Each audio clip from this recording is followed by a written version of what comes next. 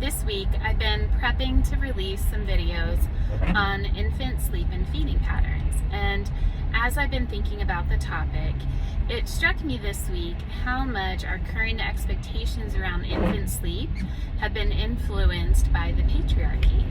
And if we're in this modern time and age where we're reevaluating so much of how our lives have been shaped over these past 200 plus years, especially here in America, shaped by patriarchy, by racism, by all these influences that are almost, we don't even notice it anymore. It's so ingrained in us. Well, I want to put out there that infant sleep falls in this category.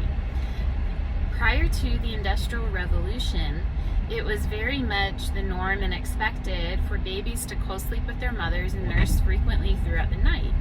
It was so expected that it was hardly even mentioned in literature or descriptions of life prior to that point, because it was so normal and expected, as much as it is for an adult to eat in the day, for a baby to eat in the night. That all shifted around that time. At the Industrial Revolution, we started to see midwives be less responsible for the care of pregnant and birthing women and their babies, and it started to shift more and more to men. And men began to dictate how mothers should care for their babies. And specifically, that was when we saw the start of men teaching strict and regimented feeding schedules and the expectation of training your baby to sleep through the night.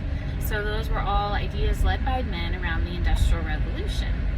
Well, why did that shift at that time? There were so many influences going on, not the least of which was the clock becoming such a prominent invention in daily life and society.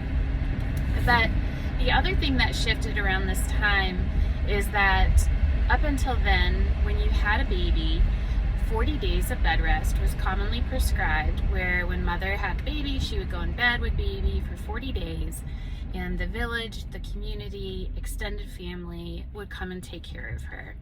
Other people would cook, clean, tend to the other children, nurture mother. That was just the expected norm. And of course, when mothers are being cared for and nurtured in that way and don't have any other obligations they're trying to meet, it's pretty easy to take care of a baby around the clock. But around the Industrial Revolution, that all changed.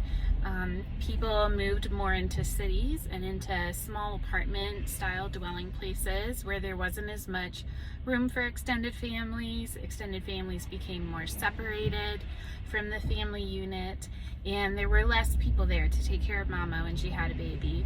She was more expected to bounce back quickly, to care for all the children, and to cook and clean, and her husband may not have even been around as much, since now he might be going to work in an office or a factory, whereas before so many of the jobs took place on the homestead.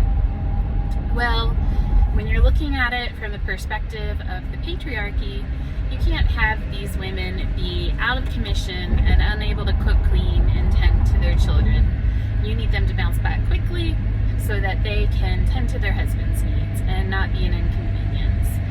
And in comes these regimented feeding schedules, these infant sleep training plans, and this entire shift in the way that we parent our babies, all with a goal of reducing their demands upon women, so that women can give their energy to other things that men deem more important than caring for a baby. So all of that is this background, I guess, to challenge our ideas a little bit, to think about where did these concepts come from, because our current understanding and expectations in our culture around infant sleep and feeding patterns are very modern, very Western, and in most cases not based on science or evidence or even just what was done for thousands of years before now. So I hope that piques your curiosity a little bit.